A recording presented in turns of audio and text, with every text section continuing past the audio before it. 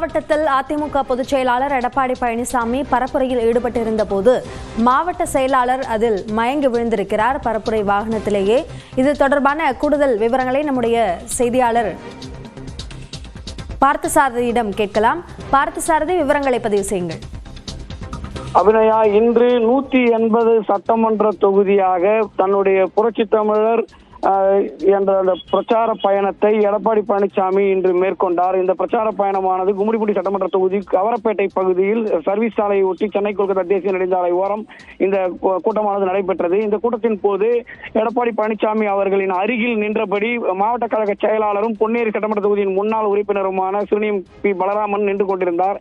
ஏற்கனவே இவர் 1 மாத காலமாக வைரஸ் காய்ச்சலால் அவதியுற்று வந்த நிலையில் அவரால் நிற்க முடியாத ஒரு நிலை ஏற்பட்டது. லேசாக மயங்கி விழுந்த அவரை கட்சியினர் தாங்கி பிடித்து சென்று அவருக்கு தண்ணீர் கொடுத்து ஆசுவாசப்படுத்தினர். தற்போது அவர் நல்ல நிலையில் உள்ளார். எடப்பாடி பழனிசாமி பிரச்சாரத்தை முடித்துக் கொண்டு சென்ற நிலையில் தற்போது அங்கு சகஜமான ஒரு நிலை காணப்படுகிறது. அபிநயா, விவரங்களுக்கு நன்றி பார்த்தசாரதி.